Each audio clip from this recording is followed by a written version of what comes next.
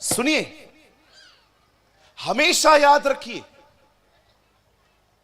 महत्वपूर्ण यह नहीं है आपने कैसे शुरुआत की थी, महत्वपूर्ण यह है आप अंत कैसे करोगे। मैं फिर से कहूं, यह इंपॉर्टेंट नहीं है कि आपने कैसे शुरुआत की थी, इंपॉर्टेंट यह है आप अंत कैसे करोगे। आप में से यहां बहुत लोग होंगे जो परमेश्वर से पहले बहुत प्रेम करते थे। कौन आया आपकी जिंदगी में जो आप ठंडे पड़ गए? कोई लड़का, फोन, कपड़े, ये दुनिया का प्यार। कहां गए वो दिन जब आप रोते थे आराधना में, आप सुबह सुबह उठ के खुदा के साथ बैठते थे। आज आप इतने ठंडे हो गए हो कि आज आप प्रभु की तरफ बढ़ भी नहीं पाते। कौन आया आपके बीच में? आज से बहुत साल पहले परमेश्वर इब्राहिम से मुलाकात करता है, उसको कहता है मैं तुझे बेटा दूंगा। बेटा पाने के बाद इब्राहिम खुदा से ही दूर हो गया। एक दिन परमेश्वर आके कहता है, इब्राहिम मुझे अपना बेटा वापस दे, उसे बलिदान कर। लोगों को लगता है परमेश्वर इसहाक को मारना चाह रहा था। नहीं मेरे भाई, नहीं मेरी बहन, परमेश्वर इसहाक को नहीं मार रहा था, परमेश्वर इब्राहिम के अंदर इसहाक को मार रहा था। जब परमेश्वर ने देखा कि एक बंदे ने इसके अंदर घुसकर मेरी जगह ली है, तब परमेश्वर ने उससे कहा अपना बेटा दे। जिस दिन इब्राहिम पूरी तरह से कन्विंस हो गया कि हां मैं बेटा दे दूंगा, उसका वो जगह खाली हो गया। उस दिन परमेश्वर ने उससे कहा अब मुझे तेरा बेटा नहीं चाहिए, क्योंकि मैं जान गया हूं तू मुझसे प्यार करता है। You must understand young girls and boys, आज जितने जवान भाई बहन यहां पर बैठे, अपने लाइफ में ये प्रिंसिपल बनाइए, यीशु और आपके बीच पे जो कोई आएगा उसे ठुकराना सीखिए। प्रेम सिर्फ चुप रहना नहीं होता, प्रेम सिर्फ गीत गाना नहीं होता, प्रेम सिर्फ कलीसिया आना नहीं होता। प्रेम जुनून है, प्रेम भूख और प्यास है, प्रेम आपको उसकी संगति में बिठाता है, प्रेम आपको उसकी ओर निहारना सिखाता है। That is love. ये दो गीत गा के आप प्रभु से प्रेम नहीं कर सकते। सुर निकालना सब कुछ नहीं है।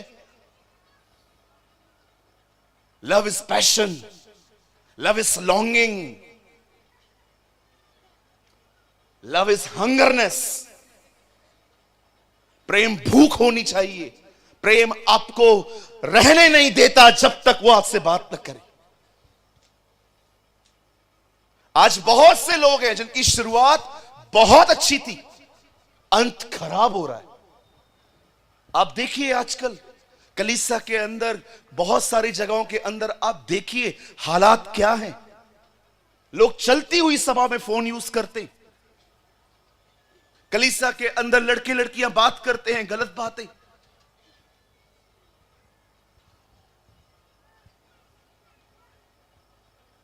मसीह लोगों की गर्लफ्रेंड्स हैं।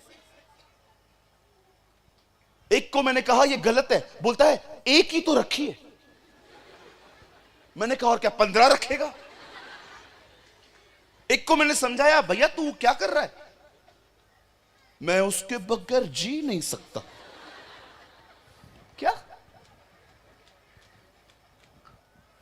अगर वो मुझे नहीं मिली तो मैं मर जाऊंगा। मुझे ऐसा बोला।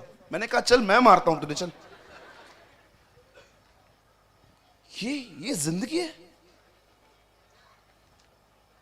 Is this your life?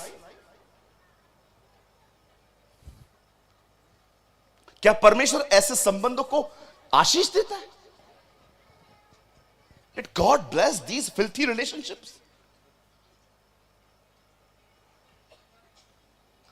झांचिए आज आप कैसे थे पहले, आज आप कैसे हैं?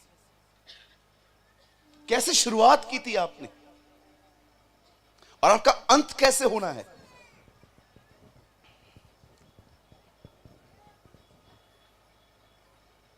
बाइबल बताती है एक दिन शाऊल राजा अपनी सेवकाई में खत्म हो गया। जब उसका आज्ञा पालन खत्म हो गया, परमेश्वर उससे फेडअप हो गया। फेडअप का मतलब होता है परमेश्वर ने उस पर आशा छोड़ दी। परमेश्वर ने देखा ये बंदा मेरे खिलाफ काम करता है, और बाइबल बताती है उसने एक लड़के का अभिषेक किया जिसका नाम था दाऊद। आप जानते हो दाऊद का अभिषेक हुआ, दाऊद ने गोलियत को मारा, एक बड़े दानव को। उसने सिकलग में लड़ाइयां जीती, उसने ए नगर जीता, उसने हेब्रोन जीता, उसने पूरे इज़राइल पर जंगे कर करके फतेह पाई, उसने सब कुछ किया। पर आप जानते हो यही दाऊद जब अपने बेटे के डर से यरूशलेम छोड़ के भाग रहा था, तब भागते भागते उसे एक व्यक्ति मिलता है। उसने उसे कहा तू कुत्ता है। उससे दाऊद को पता है क्या कहा? You are a dead dog, तू एक मरा हुआ कुत्ता है। उसने, वो शाऊल के खानदान का था और वो उसे ऐसे से कह रहा था। योआत उसका सेनापति वहीं खड़ा था, वो दाऊद को कहता है तू बोल, मैं इसके सर को अलग करके आऊं धड़ से। दाऊद कहता है नहीं, रहने दे, प्रभु ने इसको अलाउ किया है मुझ पे चढ़ाई करने के लिए। कितना दाऊद यहां पर आत्मिक दिखता है कि वो क्षमा कर रहा था। लेकिन यही दाऊद जब मरने पर था अपने बेटे सुलेमान को कहता है सुन, तुझे एक काम करना है। पापा क्या?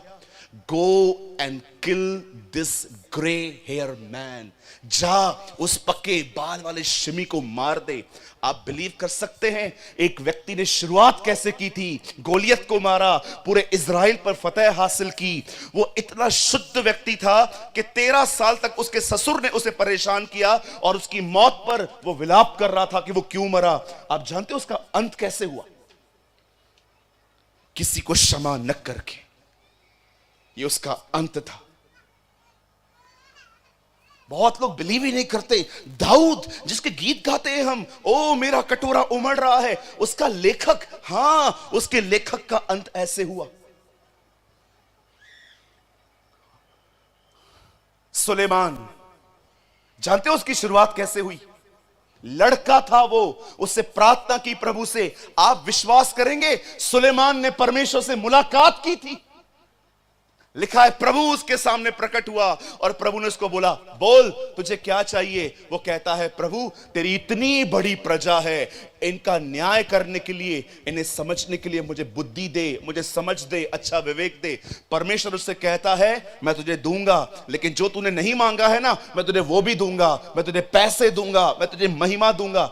आप सोचिए एक आदमी की शुरुआत क्या हुई। खुदा उससे मिला और वो लड़का इज़राइल को संभालता था। पर जानते हो इसी लड़के ने एक अन्य जाति स्त्री से शादी की। जैसे आज भी मसीह लोग अन्य जातियों में शादियां कर रहे हैं, वो मसीहों से नहीं किसी से भी शादी कर लेते हैं। और आपको पता है इस लड़के ने एक अन्य जाति लड़की से शादी की और उस लड़की ने उसे मूर्ति पूजा करवाई। और आप जानते हो दाऊद का बेटा लास्ट में मूर्ति पूजा करने लगा। क्या शुरुआत थी इन लोगों की।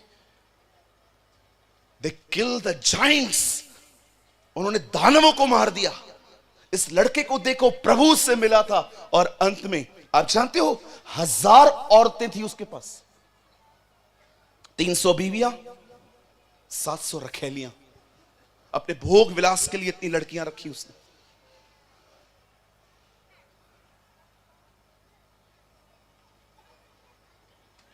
नोहा, कितने लोग जानते हैं नोहा कैसा था?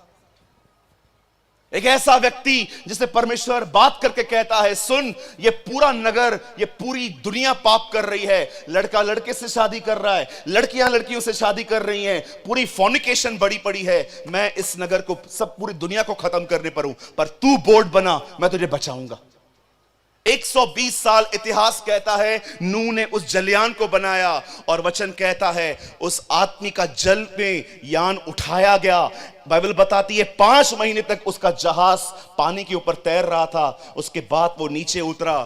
वो व्यक्ति जो सबको खत्म होते देखने के बाद वो पहला जन्म, वो व्यक्ति जिसको सौभाग्य मिला, जिसको ये मिला कि वो पूरी दुनिया को अकेले देखे। पर जानते हो जैसे वो बाहर निकला, ओ उसे घमंड हुआ, मैं अकेला हूं। उस घमंड में उसे शराब पी ली।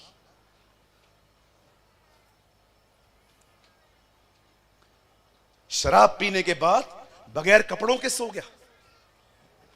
उसके बड़े बेटे ने हर एक को बता दिया, लेकिन छोटे ने उसके तन को ढांका। आप बिलीव करेंगे वचन कहता है